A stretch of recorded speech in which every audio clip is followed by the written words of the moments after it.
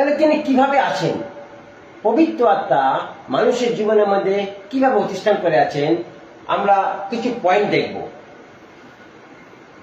আর যাদের মধ্যে তিনি আছেন তাদের মধ্যে এই পয়েন্টগুলো বুঝে তারা জানতে পারবে, তারা বুঝতে পারবে। তাহলে অনেকগুলো পয়েন্ট আছে, আমরা এক এক করে দেখবো, তাহলে আমাদের কাছে এই বিষয়গুলো আরো ক্লিয়ার হবে যে পবিত্র আত্মা একটা ব্যক্তি, আর তিনি যার মধ্যে থাকেন তার জীবনের মধ্যে কি কি হতে পারে, বা সে কি কি এই জায়গাগুলো অনুভব করতে পারে। প্রথম পয়েন্ট হচ্ছে পবিত্র আত্মা যিনি আমাদের পাপের জ্ঞান দান করেন। তার মানে পবিত্র আত্মা যে কোনো ব্যক্তির জীবনে যখন আসে তার প্রথম সিম্বলই হচ্ছে যে পাপের প্রতি তার জ্ঞান জন্মাবে। মলিনতা, ময়লা, নোংরা, মন্দতা, এটা অ্যাকচুয়ালি কি জিনিস সে প্রথম এটাকে জানতে পারবে। তার মানে যেখানে পাপ আছে সেখানে পবিত্রতা থাকতে পারে না। তার মানে যখন পবিত্রতা আসবে সে প্রথমে পাপটাকে পরিষ্কার করবে। তাহলে পবিত্র আত্মার প্রথম সাইন হচ্ছে যে মানুষের জীবনে আসবেন সেই মানুষ প্রথমেই এই মন্দতা থেকে বেরিয়ে আসার চেষ্টা করবে, এই পাপ থেকে বেরিয়ে আসার চেষ্টা করবে, এই মলিনতা থেকে বেরিয়ে আসার চেষ্টা করবে। এটা হচ্ছে পবিত্র আত্মার সাইন। তাহলে যার জীবনে এটা হচ্ছে তাহলে ঠিক আছে, ঈশ্বরের আত্মা তার জীবনে কাজ করছে। কিন্তু যে এরকম আছে যে ঈশ্বরের আত্মাকে পেয়েছে আর তথাপি তার জীবনের মধ্যে কোনো পাপের বিষয়ে কোনো ফিলিংস নেই, বা সে এই বিষয়টাকে নিয়ে কোন রকম হেলদোল নেই, তাহলে প্রবলেম আছে। তাহলে ঈশ্বরের আত্মা কোন একটা জায়গা তার জীবনে কাজ করতে পারছে না, বা সে কাজ করতে দিচ্ছে না। দেখেন যোহন 17 অধ্যায় 7 থেকে 8 পদ বলছি। যোহন 17 অধ্যায় 7 থেকে 8 পদ বলছে, তবু আমি তোমাদের সত্যি কথা বলছি যে আমার যাওয়া তোমাদের পক্ষে ভালো, কারণ আমি না গেলে সেই সাহায্যকারী তোমাদের কাছে আসবেন না। কিন্তু আমি যদি যাই তবে তাকে তোমাদের কাছে পাঠিয়ে দেব। আর 8 পদ বলছে তিনি এসে কি করবে, মানে তিনি এসে প্রথমেই বলছে পাপের সম্বন্ধে, তারপর বলছে ঈশ্বরের ইচ্ছা মতো চলা সম্বন্ধে, তারপর বলছে ঈশ্বরের বিচার সম্বন্ধে তোমাদেরকে বা লোকেদেরকে চেতনা দেবেন। প্রথমেই শুরু করেছে পাপের সম্বন্ধে। তাহলে যদি পবিত্র আত্মা মানুষের জীবনের মধ্যে প্রবেশ করেছে আর তার পাপের সম্বন্ধে কোনো কিছু অনুভব নেই বা চেতনা নেই, তাহলে কোন একটা জায়গা পবিত্র আত্মাকে তুমি দুঃখিত করছো, বা পবিত্র আত্মাকে নিয়ে তুমি ছেলে খেলা করছো। খুব সাবধান। 2 নম্বর পয়েন্ট, 2 নম্বর বলছে পবিত্র আত্মা আমাদের যিশুর সত্য জানতে সাহায্য করে। তার মানে যে ঈশ্বরের কাছে আপনি আলটিমেট যাবেন, বা যে জীবন পাবার জন্য আপনি খ্রিস্টকে গ্রহণ করেছেন, সেই জীবন আপনি কিভাবে পাবেন, কি আপনাকে দেবে, সেই খ্রিস্ট, সেই যিশু, সেই সত্য উনি আপনাকে জানাবেন। তার মানে এক কথা বলছেন আপনার স্বামীর সাথে উনি আপনার পরিচয় করিয়ে দেবেন। এটা পবিত্র আত্মার কাজ। বা আপনার প্রভুর সাথে উনি আপনাকে পরিচয় করিয়ে দেবেন। দেখুন যোহন 14:26, যোহন 14:26 বলছে সেই সাহায্যকারী অর্থাৎ পবিত্র আত্মা যাকে পিতা আমার নামে পাঠিয়ে দেবেন, তিনি সব বিষয়ে তোমাদের শিক্ষা দেবেন। সব বিষয়ে শিক্ষা দেবেন, ঈশ্বরের সমস্ত বিষয়ে তিনি শিক্ষা দেবেন। আর আমি তোমাদের যা কিছু বলেছি সেই সব তোমাদের মনে করিয়ে দেবেন। এটা যিশু বলছিলেন। তিনি যখন আসবেন তিনি আমারই কথা তোমাকে বলবে, আমারই বিষয় তোমাকে বলবে, আমি যেটা বলবো সেটাই তোমাকে বলবে। সেই গুপ্ত সত্য একমাত্র পবিত্র আত্মায় সেটা মানুষের কাছে প্রকাশ করে। 3 নম্বর বলছে পবিত্র আত্মা আমাদের নতুন জন্ম দান করেন। একটা মানুষ পবিত্র আত্মাকে যদি পায় তবেই সে নতুন জন্ম তার জীবনে সে দেখতে পায়। যদি পবিত্র আত্মাকে না পায় তাহলে সে তার নতুন জন্ম কিচ্ছু জানতে পারবে না। নতুন জন্ম মানে পুরাতন সব শেষ হয়ে গেছে, সেই ব্যক্তি বলছে নতুন হয়ে উঠবে। এটাকে বলছে নতুন জন্ম, নতুন মানুষ, নতুন কথা, নতুন স্বভাব, নতুন চিন্তা, নতুন পরিকল্পনা, সবকিছু নতুন হয়ে যাবে। দেখেন যৌবনের 3 অধ্যায় 5 থেকে 6 পদ বলছে, যৌবন 3 অধ্যায় 5 থেকে 6 পদ বলছে, উত্তরে যিশু বলিলেন, আমি আপনাকে সত্যি বলছি, জল আর পবিত্র আত্মা থেকে জন্ম না হলে কেউ ঈশ্বর রাজ্যে ঢুকতে পারে না। মানুষ থেকে যা জন্ম হয় তা মানুষ, আর পবিত্র আত্মা থেকে যা জন্ম হয় তা আত্মা। তার মানে আলটিমেট বলছে আমরা যখন খ্রিস্টের সাথে মিলিত হব, তখন বলছে আমরা বা পবিত্র আত্মা আমাদেরকে বলছে তার সমরূপ, পুত্রের সমরূপ বলছে তিনি আমাদের করে দেবেন। কখন করবে? বলছে নতুন জন্মের মধ্যে থেকে। নতুন করে যখন সবকিছু আমার জীবনের মধ্যে তিনি শুরু করবে, তখন আস্তে আস্তে আমি সেই বডি অফ ক্রাইস্ট, খ্রিস্টের দেহের সাথে আমি এক নতুন মানুষে উঠব। 4 নম্বর বলছে পবিত্র আত্মা আমাদের খ্রিস্টের সঙ্গে যুক্ত করে। আমি বলছি যখন একটা ব্যক্তির মধ্যে পবিত্র আত্মা আসে, তার মধ্যে এই চেতনার ফিলিংস গুলো থাকবে। আমরা এই পয়েন্টগুলো দেখছি। তাহলে 4 নম্বর বলছে পবিত্র আত্মা আমাদের খ্রিস্টের সঙ্গে যুক্ত করেন। 1 কোরিন্থীয় 12 অধ্যায় 13 পদ, 1 কোরিন্থীয় 12 অধ্যায় 13 পদ বলছে, আমরা যিহুদি কি অইহুদি, দাস কি স্বাধীন, সকলে একই আত্মার দ্বারা একই দেহের মধ্যে ব্যাপতিস্ম হয়েছি। আমরা সকলে সেই একই পবিত্র আত্মাটা পেয়েছি। একটাই আত্মা, একটাই পদ, একটাই ঈশ্বর, একটাই স্বর্গ। আজ পৃথিবীতে অনেক কিছু মানুষ নিজের মতো করে তৈরি করেছে, কিন্তু সবকিছু একটাই আছে আত্মিক ভাবে, মানুষের পরিত্রাণের জন্য, মানুষের উদ্ধারের জন্য। তাহলে বলছে একই আত্মাকে পেয়েছি আমরা। আর সেই আত্মা বলছে আমাদেরকে খ্রিস্টের সঙ্গে যুক্ত করেছে। 5 নম্বর বলছে পবিত্র আত্মা আমাদেরকে রক্ষা করে। পবিত্র আত্মা আমাদেরকে বা বিশ্বাসীদেরকে রক্ষা করে। 2 পিতর 1:4, 2 পিতর 1:4 বলছে, তিনি নিজের মহিমা ও গুণে আমাদের কাছে অনেক মূল্যবান ও মহান প্রতিজ্ঞা করেছেন। তিনি নিজের মহিমা ও গুণে আমাদের কাছে অনেক মূল্যবান ও মহান প্রতিজ্ঞা করেছেন। এর উদ্দেশ্য হলো মানুষের মন্দ ইচ্ছার দরুন জগতে যে সব নোংরামি জমা হয়েছে তা থেকে তোমরা রক্ষা পেয়ে যেন ঈশ্বরের স্বভাবে ভাগী হও, যেন ঈশ্বরের স্বভাবে ভাগী হও। তাহলে এই জায়গা থেকে যখন আমরা পৃথক হবার চেষ্টা করব, জগৎ থেকে যখন আমরা পৃথক হবার চেষ্টা করব, তখন জগতের মধ্যে অনেক কিছু বিষয় আছে যেগুলো আমাদেরকে আকর্ষণ করে, আমাদেরকে নষ্ট করার চেষ্টা করে, আমাদেরকে ধ্বংস করার চেষ্টা করে। আর এই তখনই বলছে পবিত্র আত্মা আমাদেরকে রক্ষা করে সেই জায়গাগুলো থেকে বাঁচাবার জন্য, সেই জায়গা থেকে আমাদেরকে রক্ষা করার জন্য। 1 মিনিট, কতজন জুড়েছে বল?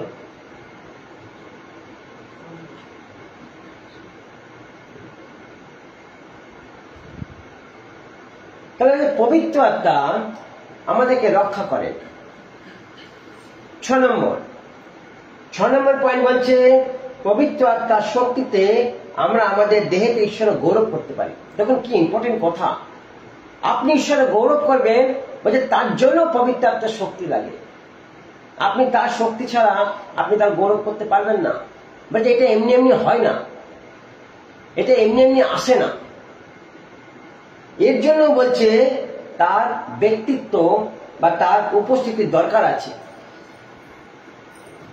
অনেকে এই কথা বলে আমি ধার্মিক, আমি অন্যায় করি না, আমি ভুল করি না, না কেন? না আমি পবিত্র আত্মার শক্তি পেয়েছি। খুব ভালো কথা। তাহলে এই যে পয়েন্টগুলো আমরা পড়ছি, মানে এই পয়েন্টগুলো কি আপনার জীবনে কাজ করছে? বা আপনি কি এই পয়েন্টগুলোর মধ্যে থেকে কি আপনি নিজের কিছু অনুভব করতে পারছেন? তাহলে বলছে তিনি যে গৌরবটা করাবেন, বলছে সেই গৌরব ঈশ্বর নেবে। রক্ত মাংসের গৌরব ঈশ্বর নেয় না, কারণ রক্ত মাংসের সাথে ঈশ্বরের কোনো সম্পর্ক নেই। তাহলে আত্মিক গৌরব বা আত্মিকভাবে ঈশ্বরের গৌরব করতে গেলে বলে পবিত্র আত্মার শক্তি লাগবে, দরকার আছে। দেখুন 1 কোরিন্থীয় 6 অধ্যায় 19 থেকে 20 পদ। 1 কোরিন্থীয় 6 অধ্যায় 19 থেকে 20 পদ বলছে, তোমরা কি জানো না তোমাদের অন্তর যিনি বাস করেন এবং যাকে তোমরা ঈশ্বরের কাছ থেকে পেয়েছো, সেই পবিত্র আত্মা থাকবার ঘরই হলো তোমাদের দেহ। তোমরা তোমাদের নিজেদের নও। 20 পদ বলছে, অনেক দাম দিয়ে তোমাদের কেনা হয়েছে, তাই ঈশ্বরের গৌরবের জন্য তোমাদের দেহ ব্যবহার করো। অনেক দাম দিয়ে কেনা হয়েছে, খ্রিস্টের রক্ত এক একটা ফোঁটা অনেক, এর মূল্য কেউ চোকাতে পারবে না।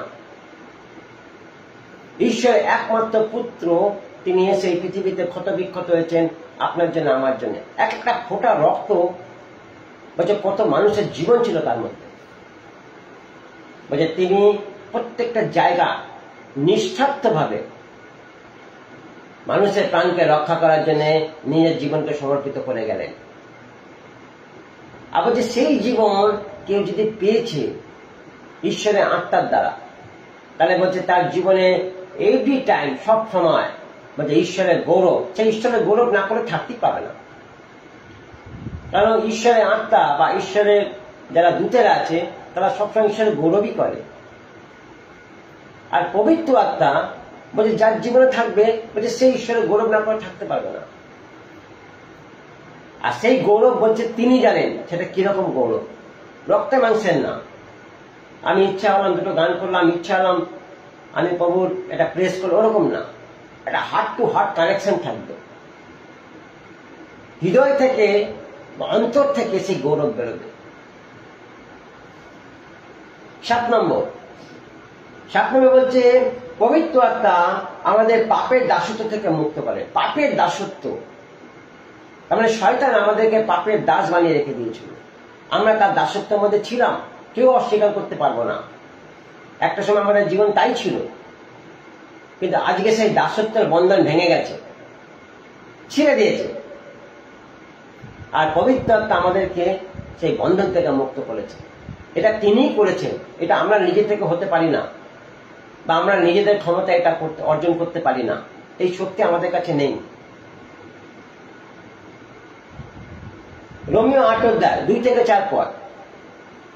রোমীয় 8 অধ্যায় 2 থেকে 4 পদ বলছে, জীবনদাতা পবিত্র আত্মা নিয়মই খ্রিস্ট যিশুর মধ্যে দিয়ে আমাকে পাপ ও মৃত্যুর নিয়ম থেকে মুক্ত করেছে। 3 পদ বলছে, মানুষের পাপ স্বভাবের দরুন আইন কানুন শক্তিহীন হয়ে পড়েছিল, আর সেই জন্যে আইন কানুন যা করতে পারেনি ঈশ্বর নিজে তা করেছেন। কি করেছেন? তিনি পাপ দূর করবার জন্য নিজের নিষ্পাপ পুত্রকে মানুষের স্বভাব দিয়ে পাঠিয়ে দিলেন এবং তার পুত্রের মৃত্যু দিয়ে পাপের বিচার করে তার শক্তিকে বাতিল করে দিলেন। 4 পদ বলছে, তিনি তা করলেন যেন পাপ স্বভাবের অধীনে না চলে পবিত্র আত্মার অধীনে চলবার দরুন আমাদের মধ্যে আইন কানুনি দাবি দাবা যেন পূর্ণ হয়। তার মানে তিনি ব্যবস্থা লোপ করতে আসেনি, ব্যবস্থা পূর্ণ করতে এসেছিলেন। আর সেই পূর্ণতার মধ্যে থেকে তিনি আমাদের পাপটাকেও তিনি পূর্ণ করেছেন। তিনি আমাদের সমস্ত পাপ নিয়ে নিয়েছেন আর তার ধার্মিকতা আমাদের দিয়ে গেছেন। যখন আমরা তার সঙ্গে যুক্ত হই তখন তার ধার্মিকতার সাথে আমরা যুক্ত হই।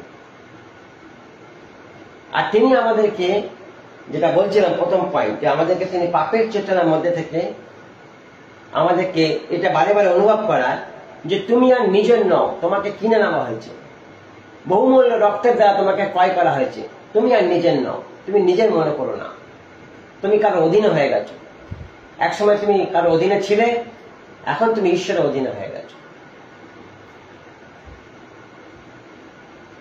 আবার গালাতীয় 5 অধ্যায় 16 থেকে 17 পদ বলছে, গালাতীয় 5 অধ্যায় 16 থেকে 17 পদ বলছে, আমি যা বলেছি তা তোমরা পবিত্র আত্মার অধীনে চলাফেরা করো, তা করলে তোমরা পাপ স্বভাবের ইচ্ছা পূর্ণ করবে না। 17 পদ বলছে, পাপ স্বভাবে যা চায় তা পবিত্র আত্মার বিরুদ্ধে, এবং পবিত্র আত্মা যা চায় তা পাপ স্বভাবের বিরুদ্ধে। তাহলে পাপ স্বভাব ও পবিত্র আত্মা একে অন্যের বিরুদ্ধে বলে, তোমরা যা করতে চাও এই জন্য তোমরা তা করো না। তার মানে ঈশ্বরের আত্মা আমাদেরকে বাঁচাতে চায় যদি আমরা বাঁচতে চাই, আর যদি বাঁচতে না চাই তাহলে আমরা কারো দাসত্বের মধ্যে রয়েছি। সে আমাদেরকে দাস বানিয়ে রেখে দিয়েছে। আর সেই দাসত্বের মধ্যে যা যা ক্রিয়া আছে আমরা অজান্তে সেগুলো করে ফেলছি, অজান্তে আমরা সেগুলো আনন্দ নিচ্ছি, ভালো লাগে আমাদের। তাহলে এই জায়গাটা বলছে যে তিনি রক্তে মাংসের সাথে কোন রকম সম্পর্ক রাখেন না, তার সমস্ত সম্পর্ক বলছে আত্মার সাথে। পবিত্র আত্মা আপনার আত্মার সাথে কথা বলবে, আর আপনার আত্মা আপনার প্রাণের সাথে কথা বলবে। বাইবেল এরকমই বলছে, পবিত্র আত্মা ডাইরেক্ট আপনার সাথে কথা বলবে না, পবিত্র আত্মা আপনার আত্মার সাথে কথা বলবে। কারণ আত্মা আত্মার সাথে কথা বলে, আত্মা রক্তে মাংসের সাথে কথা বলতে পারে না। 8 নম্বর বলছে, পবিত্র আত্মার মধ্যে থেকে আমরা জানতে পারি যে আমরা ঈশ্বরের সন্তান বা আমরা কারা। তিনি আমাদেরকে একটা আইডেন্টিফিকেশন দেন, একটা পরিচয় দেয় যে তোমরা কারা। পবিত্র আত্মার মধ্যে এটা প্রকাশন হয়। দেখো রোমিও 8:16, রোমিও 8:16 বলছে যে পবিত্র আত্মা নিজে আমাদের অন্তরে এই সাক্ষ্য দিচ্ছে আমরা ঈশ্বরের সন্তান। তাহলে পবিত্র আত্মা কার সাথে কথা বলছে? আমার আত্মার সাথে। উনি আমার আত্মাকে এটা চেতনা দিচ্ছে তুমি ঈশ্বরের সন্তান। আর আমার আত্মা ঈশ্বরের সন্তান হওয়ার জন্য আমাদের যেগুলো করণীয় আছে সেগুলো আমাকে দিয়ে করা। যখন আমার আত্মাকে আমি তাকে সমর্পিত করি তখন, তাহলে এখানে পবিত্র আত্মা নিজে সাক্ষ্য দিচ্ছে, আমার আত্মারাই সাক্ষ্য দিচ্ছেন তিনি। 9 নম্বর বলছে পবিত্র আত্মার মধ্যে দিয়ে কিভাবে প্রার্থনা করতে আমরা জানতে পারি। কিভাবে প্রার্থনা করতে হয়, যেটা মোস্ট ইম্পর্টেন্ট। বলছে এটাও আমাদেরকে পবিত্র আত্মা অনুভব করায়, তিনি আমাদের শেখায়। রোমিও 8 অধ্যায় 26 থেকে 27 পদ, রোমিও 8 অধ্যায় 26 থেকে 27 পদ বলছে, এছাড়া আমাদের দুর্বলতায় পবিত্র আত্মা আমাদের সাহায্য করে।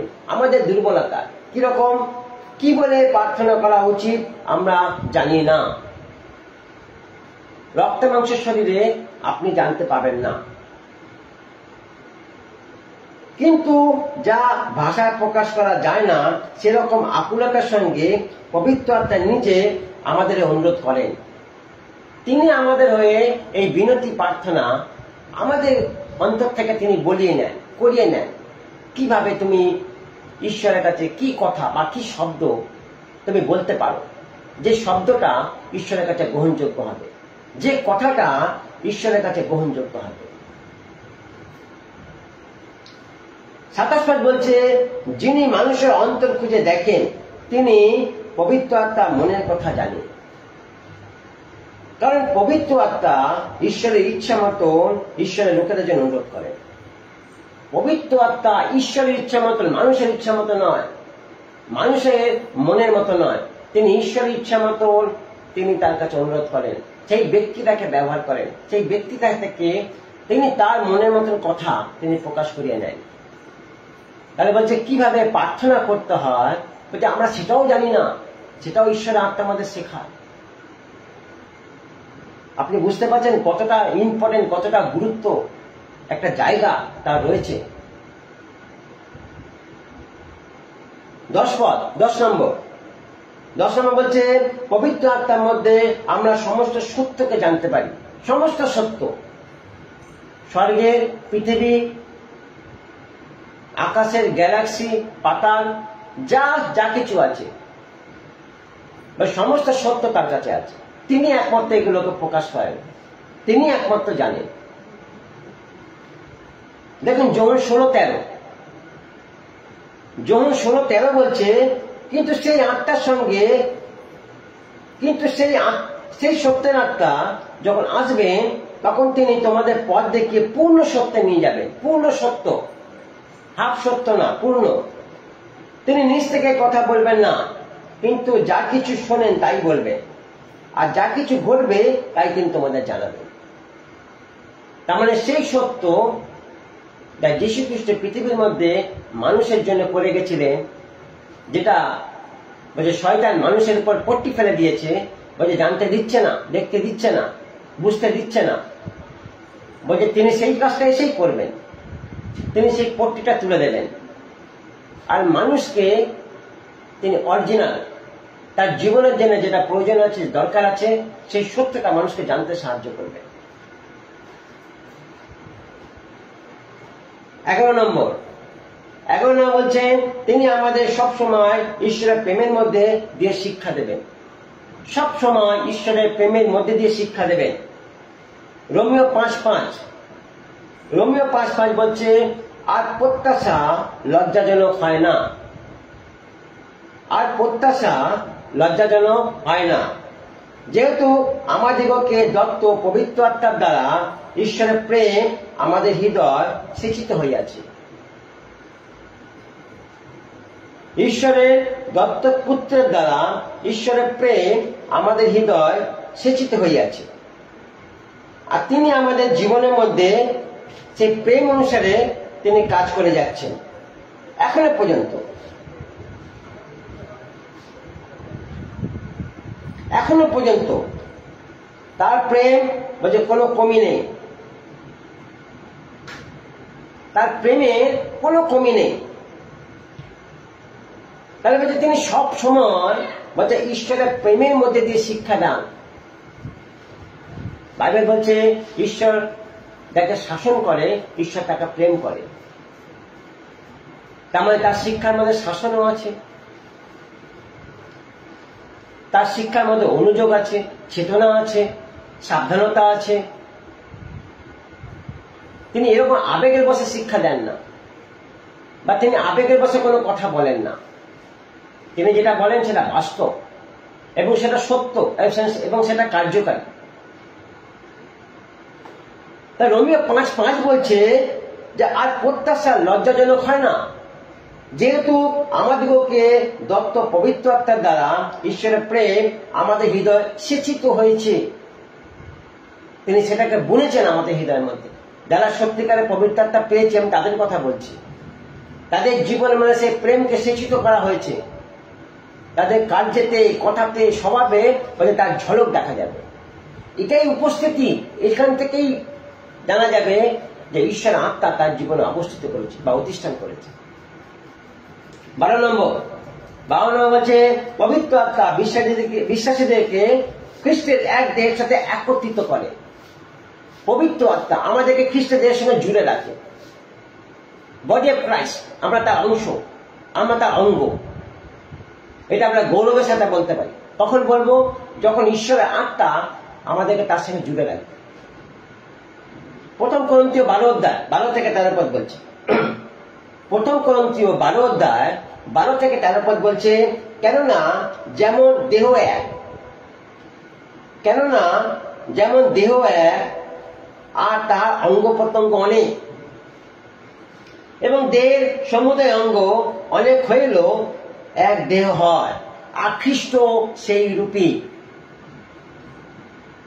13 পদ বলছে, ফলত আমরা কি যিহুদি কি গ্রীক কি দাস কি স্বাধীন সকলে এক দেহ হইবার জন্য একই আত্মাতে ব্যাপ্তাজিত হইয়াছি, এবং সকলে এক আত্মা হতে পাইতে হইয়াছি।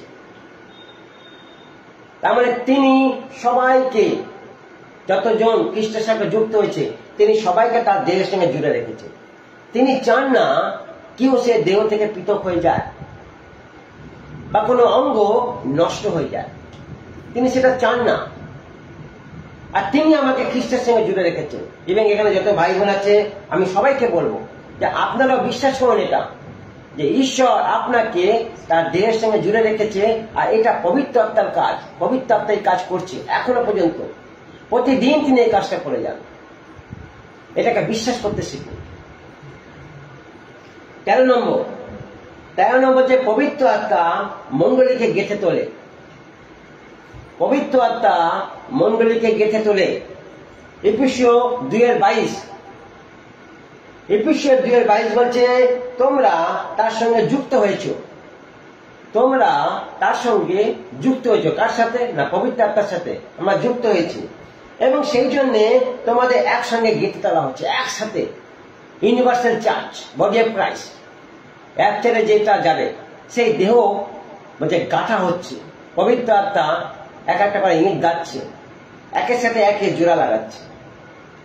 যেদিনকে সে দেহ পরিপূর্ণ হয়ে যাবে সেদিনকে মণ্ডলী চলে যাবে।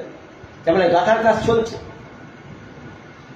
তোমাদের একসঙ্গে গেঁথে তোলা হচ্ছে যেন পবিত্র আত্মার মধ্যে দিয়ে তোমরা ঈশ্বরে থাকবার জায়গা হতে পারো। ঈশ্বরে থাকবার জায়গা, আহা,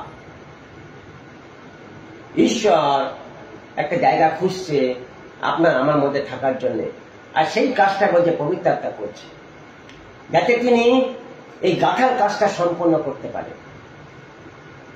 আর সেই জন্য খ্রিস্ট স্বয়ং বলছে এখন পবিত্র আত্মার রূপে পৃথিবীতে আছেন, তিনি এই গাঁথার কাজটা সম্পন্ন করছে। আমরা বিভিন্ন জায়গায় থাকতে পারি, বিভিন্ন শহরে থাকতে পারি, আমাদের কালচার আলাদা হতে পারে, আমাদের ভাষা আলাদা হতে পারে, কিন্তু বলতে আমরা একই ঈশ্বরকে পেয়েছি, আমরা একই ঈশ্বরের সঙ্গে যুক্ত হয়েছি, আর আমরা একই দেহের মধ্যে আছি। আমরা কোনো অন্য দেহের সঙ্গে যুক্ত নই। বলছে একটা দিন বলছে আমরা সেই দেহেতে পরিপূর্ণ হব, আর আমরা আমাদের ঈশ্বরের সঙ্গে আমরা গমনাগমন করব। 14 পদ বলছে পবিত্র আত্মা বিশ্বাসীদেরকে পরিচালনা দান করেন।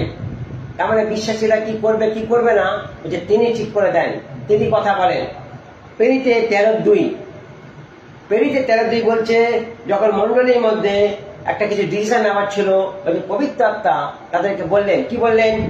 2 পদ বলছে তারা যখন উপবাস করে প্রভুর উপাসনা করছিলেন, তখন পবিত্র আত্মা তাদের বললেন, বারনাবাস শৌলকে আমি যে কাজের জন্য ডেকেছি, আমার সেই কাজের জন্য এখন তাদের আলাদা করো। মণ্ডলীকে বলছিল, তারা সেই রব শুনতে পেয়েছে, তারা জানতে পেরেছে, আর তারা সেই অনুসারে কাজ করেছে। তারা বারনাবাস শৌলকে একটা স্পেশাল কাজের জন্য তারা আলাদা করলেন। তাহলে পরিচালনা কে করলো? বলছে পবিত্র আত্মা। মণ্ডলীকে কে স্মরণ করালো? পবিত্র আত্মা। তাহলে বলছে তিনি পরিচালক, মণ্ডলীর পরিচালক, আমরা তার সেবক, আমরা তার দাস, আমরা তার কথা অনুসারে কাজ করছি। তিনি জেরুজালেম বলছেন যে আমরা সেইভাবেই কাজ করছি। স্যালভেশন ফেলোশিপ সেইভাবেই কাজ করে। যতজন ভাইবোন জুড়েছেন স্যালভেশন ফেলোশিপে বা যারা আছেন তারা সবাই এটা জানে। 15 বলছে ঈশ্বরের রাজ্য কর্মী কারা হবে? বলে তা পবিত্র আত্মা ঠিক করে। কে ঈশ্বর রাজ্যে কাজ করার যোগ্য বা কারা কাজ করতে পারে? মানে আহ্বান তো সবাইকে করা হয়েছে, কিন্তু মনোনীত অনেক কম। সবাই সেই আহ্বানে সাড়া দেবে না। প্রথম সবার খুব একটা উজাড় হয়ে আসে প্রভুর কাছে, কিন্তু পরবর্তীকালে যখন তারা তাদের মতো করে কিছু দেখতে পায় না, তখন তারা প্রভুকে ছেড়ে তারা অন্য কিছু পরিকল্পনা করে। তাহলে আহ্বান সবার জন্য আছে, মনোনীত অনেক কম। তাহলে বলছে কাদের এটা মনোনীত কারণে যাদেরকে পবিত্র আত্মা ঠিক করবে, বলছে তারা। তাহলে ঈশ্বর রাজ্য কর্মী কারা হবে? বলছে পবিত্র আত্মা ঠিক করে। তখন পেরিতে 20:28 বলছে আপনারা নিজেদের সম্বন্ধে সতর্ক থাকুন, আর পবিত্র আত্মার যে বিশ্বাসী দলের ভার পরিচালক হিসাবে আপনাদের উপর দিয়েছেন তাদের সম্বন্ধেও সতর্ক থাকুন। দায়িত্ব একটা দেওয়া আছে আমাদের প্রত্যেককে। কিরকম সতর্ক থাকতে হবে? বলছে রাখাল যেমন তার ভেড়ার পালে দেখাশোনা করে, ঠিক তেমনি করে আপনারাও পালক হিসাবে, আমাদের কথাই কথা বলছে, পালক হিসাবে মণ্ডলীর দেখাশোনা করুন। তার মানে মণ্ডলীর মধ্যে কোনো শিয়াল না ঢুকে যায়, কোনো হিংস্র বা কোনো ভ্রান্ত শিক্ষক না ঢুকে যায়, বা কোনো ভ্রান্ত শিক্ষা না ঢুকে যায়, বা কেউ ভ্রান্তির জন্য কোনো কাজ না করে দেয়। কারণ শয়তানের প্রচুর পাওয়ার, সে অনেক কিছু করতে পারে। বলছে যারা বাক্যেতে বৃদ্ধি পাচ্ছে যে মন্ডলী বাক্যেতে বড় হচ্ছে, যে মন্ডলী ঈশ্বরের আশীর্বাদে বা ঈশ্বরের অনুগ্রহতে পরিপূর্ণ হচ্ছে, বলছে শয়তানের মাথা ব্যথা হচ্ছে, বলছে তার জ্বালা বেড়ে যাচ্ছে। আর ওই জন্য সে সবসময় চেষ্টা করছে যে এরকম কোনো মন্ডলী যেন বৃদ্ধি না পায়। ও বারে বারে অ্যাটাক করার চেষ্টা করে। তাহলে পালকদেরকে একটা সচেতনের জায়গা একটা থাকতে বলছে। বলছে রাখাল যেমন তার ভেড়ার পালে দেখাশোনা করে, ঠিক তেমনি করে আপনারা পালক হিসাবে ঈশ্বরের মন্ডলী দেখাশোনা করুন। ঈশ্বর সেই মন্ডলীকে নিজের রক্ত দিয়ে কিনেছেন। এটা ভেরি ভেরি ইম্পর্টেন্ট। যারা দায়িত্বের মধ্যে আছে এটা তাদেরকে স্মরণে থাকা দরকার আছে। মন্ডলী ঈশ্বরের দেহ, তার ভার্যা, তিনি রক্তের মূল্য দিয়ে কিনেছেন। মন্ডলীর ক্ষতি কখনই একটা পালক চাইবে না, বা মন্ডলীকে কেউ ভেঙে দেবে বা ক্ষতি করবে কখনই একটা পালক চাইবে না। আমি সেই পালকের কথা বলছি যারা পবিত্র আত্মা অনুসারে তার জীবনকে সমর্পিত করেছে আর চলছে সেইভাবে, আর ঈশ্বর আত্মা তার জীবনকেও সেইভাবে এগিয়ে নিয়ে যাচ্ছে। 16 নম্বর, আর দুটো পয়েন্ট আছে, 16 আর 17। 16 নম্বর বলছে পবিত্র আত্মা মন্ডলীকে আত্মিক দান দেন। আত্মিক দান, যত রকমের স্বর্গীয় গিফট আছে বা যে পবিত্র আত্মা দেয়। আমি এটা পড়ছি না, এটা 1 কোরিন্থীয় 12 অধ্যায় 1 থেকে 11 পদ, একটু বড় আছে, এটা আপনারা পড়ে নিতে পারেন। 1 কোরিন্থীয় 12 অধ্যায় 1 থেকে 11 পদ, এখানে এই বিষয়ে লেখা আছে। আর লাস্ট পদ হচ্ছে 17 নম্বর। 17 নম্বর হচ্ছে পবিত্র আত্মা ভ্রান্তির হাত থেকে সুসমাচারকে রক্ষা করে। এটা খুব ইম্পর্টেন্ট। ভ্রান্তির হাত থেকে, এখানে সুসমাচারের মধ্যেই বলছে সেই প্রকাশনটা আছে যেটা মানুষ সত্য ঈশ্বরকে জানতে পাবে। তাহলে এই সুসমাচারকে বলছে ভ্রান্তিজনক কিছু লোক বা ভ্রান্তকর কিছু শিক্ষক বলছে এটাকে অন্যরকম করে দিয়েছে, টুইস্ট করে দিয়েছে। সুসমাচার এখন সুখ সমাচার হয়ে গেছে, আনন্দের সংবাদ হয়ে গেছে। অবশ্যই আনন্দের সংবাদ, কিন্তু বলছে তারা একটু অন্যরকম আনন্দের সংবাদ তৈরি করেছে, বলছে যেটা সব মানুষ শুনতে ভালোবাসে। যিশু যেভাবে সুসমাচার দিয়ে গেছে বা তার শিষ্যরা যেভাবে সুসমাচার দিয়ে গেছে, বলছে এখন সেই সুসমাচার বলছে মানুষ মানুষের কাছে বলে না, এখন অন্যরকম সুসমাচার, সুখ সমাচার বলে, সুখের কথা। বলছে এটাকে ভ্রান্ত করেছে, টুইস্ট করে দিয়েছে। 2 তিমথি 1 অধ্যায় 14 পদ, 2 তিমথি 1 অধ্যায় 14 পদ বলছে ঈশ্বর তোমাকে যা রক্ষা করবার জন্য দিয়েছে তা পবিত্র আত্মা দ্বারা রক্ষা করো, যিনি আমাদের অন্তরে থাকেন। তার মানে সুসমাচারকে রক্ষা করা আমাদের প্রত্যেকের কাজ, প্রত্যেকের দায়িত্ব। যত বিশ্বাসী ভাই বোন আছে, পাস্টার আছে, লিডার আছে, ঈশ্বরের সন্তানরা আছে, প্রত্যেকের কাজ এই সুসমাচারকে রক্ষা করা। কেউ যদি এটাকে ভ্রান্ত করছে বা কেউ যদি এটাকে নষ্ট করার চেষ্টা করছে, অবভিয়াসলি আমাদের একটা জায়গা, রুখে দাঁড়াবার জায়গা আমাদেরকে ঠিক করতে হবে। কারণ ঈশ্বরের বাক্য সবসময় যেন সত্য, ঈশ্বরের বাক্য সবসময় আলোতে প্রকাশিত হয়, অন্ধকারে প্রকাশিত হয় না। তাহলে বলছে প্রত্যেকটি পয়েন্ট আমরা দেখলাম যাদের মধ্যে পবিত্র আত্মা প্রতিষ্ঠান করে বা প্রবেশ করে। যারা আজকে এই কথা বলছে আমরা পবিত্র আত্মা পেয়েছি, কিন্তু তাদের মধ্যে এই পয়েন্টগুলো যদি তাদের মধ্যে এই পয়েন্টগুলো দেখা না যায়, তাহলে কোন একটা জায়গা তারা পবিত্র আত্মাকে কাজ করতে দিচ্ছে না। বাইবেল বলছে পবিত্র আত্মা সম্পূর্ণরূপে নতুন জীবন নিয়ে পূর্ণতা লাভের অভিজ্ঞতা বিশ্বাসীদেরকে দেবেন। আর সেটা কি? ধার্মিকতার মধ্যে দিয়ে চলা, প্রভুর জন্য সাক্ষ্য দেওয়া, প্রভুর সুসমাচার বলার ক্ষমতা এবং তার দেহের সঙ্গে সহভাগিতা লাভ করার অভিজ্ঞতা সে ব্যক্তি পাবে। তাহলে যতক্ষণ না পবিত্র আত্মা আমাদের জীবনের মধ্যে সম্পূর্ণরূপে প্রবেশ না করছে, ততক্ষণ এই দুয়ারগুলো, এই দরজাগুলো মানুষের জীবনে খুলছে না, বা মানুষের অনুভব করতে পারছে না, বা মানুষ এটা গুরুত্ব দিচ্ছে না। তাহলে প্রত্যেকটা জায়গা একটা জায়গা ঈশ্বর তার আত্মার মধ্যে থেকে কাজ করেছে, আর তিনি কাজ করছেন। এখনো পর্যন্ত তিনি এই জায়গাটা কভার করে রেখেছেন।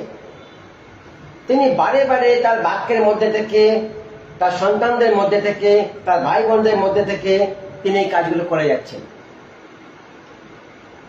প্রভুকে ধন্যবাদ।